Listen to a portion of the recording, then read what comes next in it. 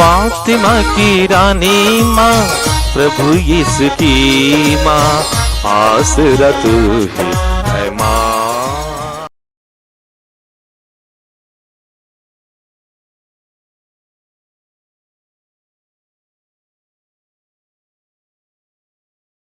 पहला पाठ रोमियो के नाम संत पौलुस का पत्र, अध्याय 4, पद संख्याएं 20 से 25 तक।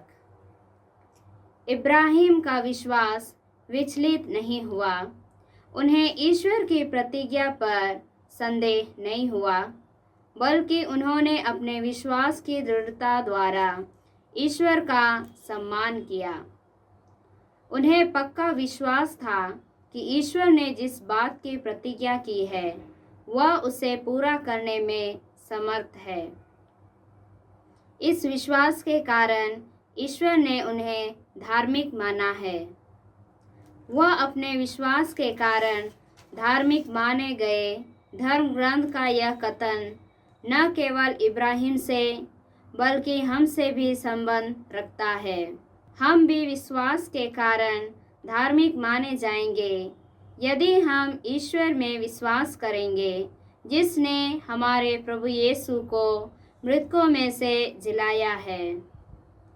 वही यीशु हमारे अपराधों के कारण पकड़वाया दिए गए और हमारी पाप मुक्ति के लिए जी उठे। क्या प्रभु की वाणी है? ईश्वर को धन्यवाद। भजन अनुवाक्य। धन्य है प्रभु इस्राएल का ईश्वर, उसने अपनी प्रजा की सुध ली है। धन्य है प्रभु इस्राएल का ईश्वर, उसने अपनी प्रजा की शुद्धि ली है। उसने अपने दास दाऊद के वंश में हमारे लिए एक शक्तिशाली मुक्तिदाता उत्पन्न किया है, जैसा कि वह अपने पवित्र नबियों के मुख से प्राचीन काल से कहता आया है। अनुवाक्य। धन्य है प्रभु इस्राएल का ईश्वर, उसने अपनी प्रजा की सुध ली है। धन्य है प्रभु इस्राएल का ईश्वर, उसने अपनी प्रजा की शुद्धि ली है। उसने कहा था कि वह शत्रुओं और सब बैरियों के हाथ से हमें छुड़ाएगा और अपने पवित्र विधान को स्मरण कर हमारे पूर्वजों पर दया करेगा। अनुवाक्य। धन्य है प्रभु इस्राएल का ईश्वर, उसने अपनी प्रजा की सुध ली है। धन्य है प्रभु इस्राएल का ईश्वर, उसने अपनी प्रजा की शुद्ध ली है।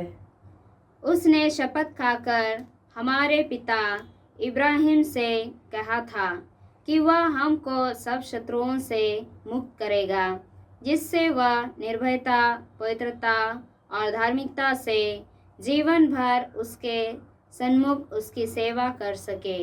अनुवाक्य। धन्य है प्रभु इस्राएल का ईश्वर, उसने अपनी प्रजा की सुध ली है। धन्य है प्रभु इस्राएल का ईश्वर, उसने अपनी प्रजा की सुध ली है। जय घोष। हालेलुया। धन्य है वे जो अपने को दीनहीन समझते हैं, स्वर्ग राज्य उन्हीं का है। हालेलुया। प्रभु आप लोगों के साथ हो और आपकी आत्मा के संत साथ। लूकास के अनुसार पवित्र सुसमाचार। हे प्रभु तेरी महिमा हो। अध्याय 12 पद संख्याएं 13 से 21 तक। भीड़ में से किसी ने यीशु से कहा, गुरुवर, मेरे भाई से कहिए कि वह मेरे लिए पैतृक संपत्ति का बंटवारा कर दे। उन्होंने उसे उत्तर दिया, भाई, किसने मुझे तुम्हारा पंच या बंटवारा करने वाला नियुक्त किया है? तब यीशु ने उनसे कहा, सावधान रहो और हर प्रकार के लोभ से बचे रहो, क्योंकि किसी के पास कितनी ही संपत्ति क्यों ना हो, उस संपत्ति से उसके जीवन की रक्षा नहीं होती। फिर यीशु ने उनसे यह दृष्टांत सुनाया, किसी धनवान की जमीन में बहुत फसल हुई थी। वो अपने मन में इस प्रकार विचार करने लगा, मैं क्या करूं? मेरे यहाँ जगह नहीं रही जहाँ अपनी फसल रख दूं।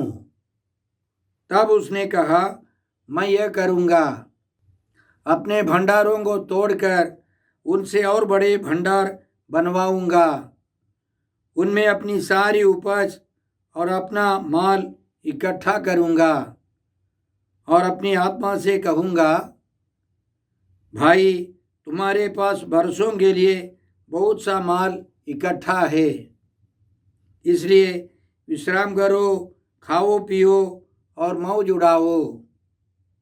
परंतु ईश्वर ने उससे कहा, मूर्ख, इसी रात तेरे प्राण तुझसे ले लिए जाएंगे और जो कुछ तूने इकट्ठा किया है वह अब किसका होगा? यही दशा उसकी होती है जो अपने लिए तो धन एकत्र करता है किंतु ईश्वर की दृष्टि में धनी नहीं है। प्रभु का सुसमाचार। हे क्रिस्त तेरी स्तुति हो। यीशु क्रिस्त में प्रिय भाई और बहनों, आज का पहला पाठ रोमियों के नाम पत्र से है, अध्याय 4 पद संख्या 20 से 25 तक।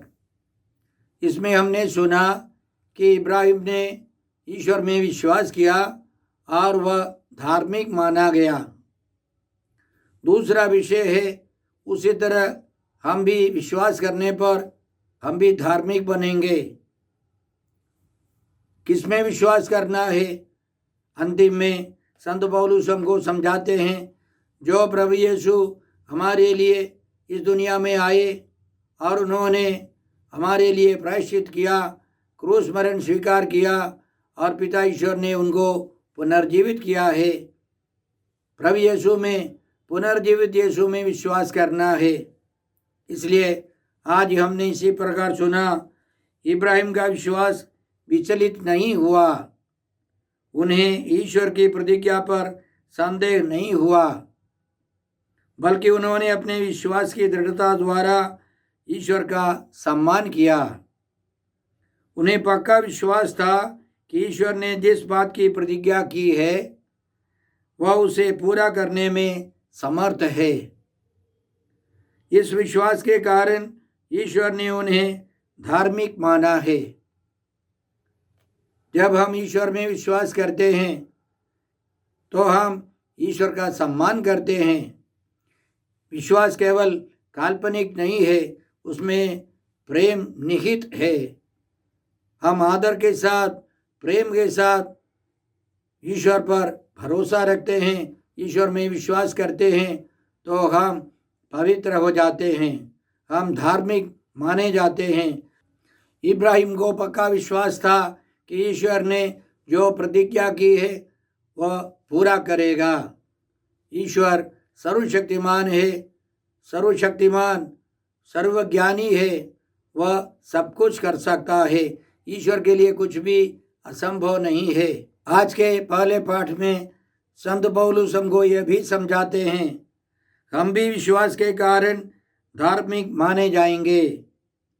यदि हम ईश्वर में विश्वास करेंगे जिसने हमारे प्रभु यीशु मसीह को मृतकों में से जिलाया है, हमें ईश्वर में विश्वास करना है, तभी हम भी धार्मिक बनेंगे। अंतिम में संत पौलुस हमको समझाते हैं यीशु के बारे में, वही यीशु हमारे अपराधों के कारण पकड़वा दिए गए और हमारी पाप मुक्ति के लिए जी उठे। तो ईश्वर की इच्छा है कि हम ईश्वर में विश्वास करें, प्रभु यीशु में, पुनर्जीवित यीशु में विश्वास करें। कई लोग सोचते हैं कि सबसे बड़ा पाप हत्या है या व्यभिचार है, तोड़ फोड़ है, आतंकवाद है। बाइबल के आधार पर, सुसमाचार के आधार पर सबसे बड़ा पाप है। यदि हम यीशु में विश्वास नहीं करते हैं वो सबसे बड़ा पाप है। संत यूहन्ना के सुसमाचार अध्याय 6 पद संख्या 29 में यीशु लोगों को समझाते हैं कि ईश्वर की इच्छा क्या है। यीशु ने उत्तर दिया, ईश्वर की इच्छा यह है, उसने जिसे भेजा है उसमें विश्वास करो। लोगों ने पूछा था, ईश्वर की इच्छा, हमारे लिए ईश्वर की इच्छा क्या है? तब यीशु ने इसी तरह समझाया, ईश्वर ने जिसे भेजा है उसमें विश्वास करो। आगे प्रभु यीशु ने यह भी बताया, मेरे पिता की इच्छा यह है कि जो पुत्र को पहचान कर उसमें विश्वास करता है उसे अनंत जीवन प्राप्त हो। मैं उसे अंतिम दिन पुनर्जीवित कर दूंगा। प्रभु यीशु में पुनर्जीवित प्रभु यीशु में हमें विश्वास रखना है, तब हम धार्मिक माने जाएंगे। रोमियों के नाम पत्र अध्याय 3 पद संख्या 25 में संत पौलुस इसी तरह लिखते हैं, ईश्वर ने चाहा कि यीशु अपना रक्त बहाकर पाप का प्रायश्चित करे और हम विश्वास के द्वारा उसका फल प्राप्त करें। पुनर्जीवित यीशु की कृपा चाहिए तो हमें यीशु में विश्वास करना है। प्रभु यीशु के पुण्य कर्मों का फल हमें विश्वास के द्वारा मिलता है। इब्रानियों के नाम पत्र अध्याय 11 पद संख्या 6 में ग्रंथकार इसी तरह लिखते हैं, विश्वास के अभाव में कोई ईश्वर का कृपा पात्र नहीं बन सकता। विश्वास के अभाव में कोई भी व्यक्ति ईश्वर का कृपा पात्र नहीं बन सकता। जो ईश्वर के निकट पहुंचना चाहता है उसे विश्वास करना है कि ईश्वर है और वह उन लोगों का कल्याण करता है जो उसकी खोज में लगे रहते हैं। तो विश्वास का वरदान हमें कैसे मिलता है? प्रभु यीशु के बारे में वचन सुनना है, वचन पढ़ना है, प्रतिदिन हमें बाइबल पढ़ना है और प्रतिदिन विश्वास के लिए प्रार्थना करनी है। और तीसरा उपाय है, पुनर्जीवित यीशु के महिमा में चिन्ह को हम देखें, परखें। जैसे मिस्सा बलिदान में पुनर्जीवित यीशु के पावन शरीर और लहू हम देखते हैं, ग्रहण करते हैं, तो हम विश्वास में बढ़ते जाएंगे। आज के सुसमाचार में हमने सुना कि एक व्यक्ति प्रभु यीशु के पास आकर शिकायत करने लगा। उसका भाई पैतृक संपत्ति का बंटवारा नहीं करता है, इसलिए उसने यीशु से आग्रह किया कि आकर मेरे और भाई के बीच में बंटवारा कर दे। यीशु ने मना किया है। यीशु ने पूछा, किसने मुझे पंच बनवाया?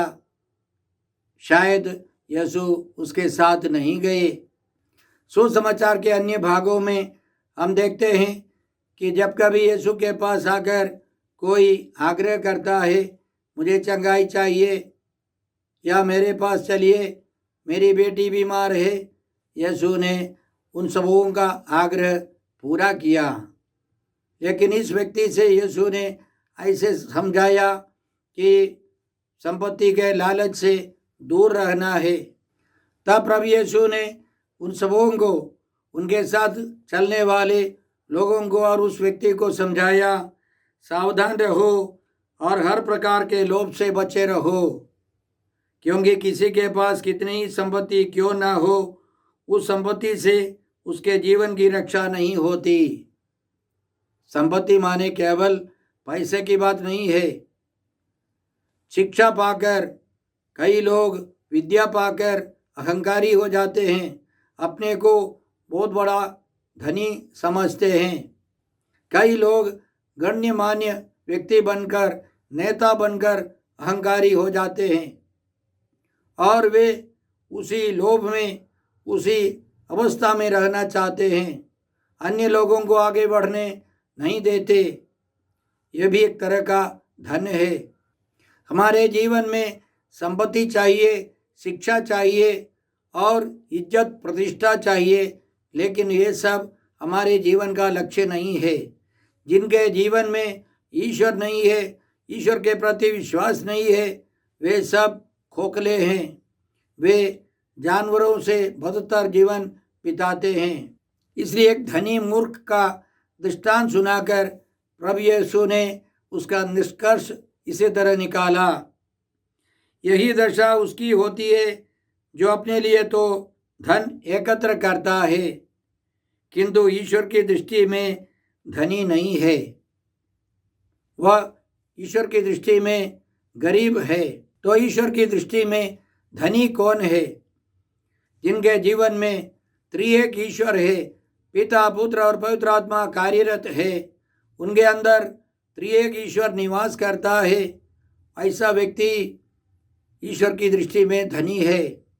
जैसे पहले पाठ में इब्राहिम के बारे में सुना है, इब्राहिम ने ईश्वर में विश्वास किया। जो सच्चे ईश्वर में विश्वास करता है उसके दिल में ईश्वर कार्यरत है, वह ईश्वर की दृष्टि में धनी है। प्रज्ञा ग्रंथ अध्याय 1 पद संख्या 4 में हम इस प्रकार पाते हैं, प्रज्ञा उस आत्मा में प्रवेश नहीं करती जो बुराई की बातें सोचती है, और उस शरीर में निवास नहीं करती जो पाप के अधीन है। पवित्र आत्मा क्रियाशील नहीं है, तो बुराई से दूर रहकर पवित्र जीवन बिताते हैं, वे सब ईश्वर की दृष्टि में धनी है। प्रज्ञा ग्रंथ अध्याय 8 में सुलेमान इसी तरह कहता है, प्रज्ञा की शक्ति पृथ्वी के एक छोर से दूसरे छोर तक सक्रिय है और वह सुचारू रूप से विश्व का संचालन करती है। मैंने उसको प्यार किया और युवावस्था से उसे प्राप्त करने का प्रयत्न करता रहा। मैंने उसे अपनी दुल्हन बनाकर अपने घर में लाना चाहा, क्योंकि मैं उसके सौंदर्य का उपासक बन गया था। वह अपनी कुलीनता पर गर्व करती है, क्योंकि वह ईश्वर के यहाँ निवास करती है और सर्वेश्वर उसको प्यार करता है। पुराने योगस्थान के दृष्टिकोण से हम जानते हैं वह पवित्र आत्मा ईश्वर है। कलोसियों के नाम पत्र अध्याय 3 पद संख्या 1 से, यदि आप लोग मसीह के साथ ही जी उठे हैं जो ईश्वर के दाहिने विराजमान है, तो ऊपर की चीजें खोजते रहें, स्वर्गीय व्यक्तियों की खोज करें, पिता ईश्वर, प्रभु यीशु और पवित्र आत्मा की खोज करें।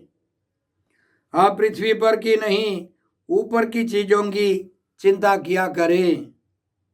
आप तो मर चुके हैं, आपका जीवन मसीह के साथ ईश्वर में छिपा हुआ है। मसीह ही आपका जीवन है। जब मसीह प्रकट होंगे तब आप भी उनके साथ महिमान्वित होकर प्रकट हो जाएंगे। इसलिए आप लोग अपने शरीर में इन बातों का दमन करें जो पृथ्वी की है, अर्थात व्यभिचार, अशुद्धता, कामुकता, विषय वासना और लोभ का, जो मूर्ति पूजा के सदृश है। इन बातों के कारण ईश्वर का कोप आ पड़ता है। जब आप इस प्रकार का पापमय जीवन बिताते थे तो आप भी पहले यह सब कर चुके हैं। अब तो आप लोगों को क्रोध, उत्तेजना, द्वेष, परनिंदा और अश्लील बातचीत, यह सब एकदम छोड़ देना चाहिए। कभी एक दूसरे से झूठ नहीं बोले। आप लोगों ने अपना पुराना स्वभाव और उसके कर्मों को उतारकर एक नया स्वभाव धारण किया है। वह स्वभाव अपने सृष्टिकर्ता का प्रतिरूप बनकर नवीन होता रहता और सत्य के ज्ञान की ओर आगे बढ़ता है, जहाँ पहुंचकर कोई भेद नहीं रहता। हमें नई सृष्टि बननी है, ईश्वर के पुत्र पुत्रियों के समान जीवन बिताना है। यह ईश्वर चाहता है, प्रभु यीशु चाहते हैं। हम इसके लिए कृपा मांगते हैं। हे पिता ईश्वर, हे प्रभु यीशु, हे पवित्र आत्मा ईश्वर, आज के सारे पवित्र वचनों के लिए हम तुझे धन्यवाद देते हैं और तुझसे प्रार्थना करते हैं कि हम सब इब्राहिम के समान ईश्वर में विश्वास करें, प्रभु यीशु की आज्ञाओं का पालन करें, ईश्वर को पाने के लिए, ईश्वर की संतान का जीवन बिताने के लिए हमें कृपा और वरदान दे, शक्ति दे। हम यह प्रार्थना करते हैं प्रभु क्रिस्त के द्वारा। हमारे प्रभु यीशु क्रिस्त की कृपा, ईश्वर का प्रेम और पवित्र आत्मा का साहचर्य आप सबों को प्राप्त हो। आमीन।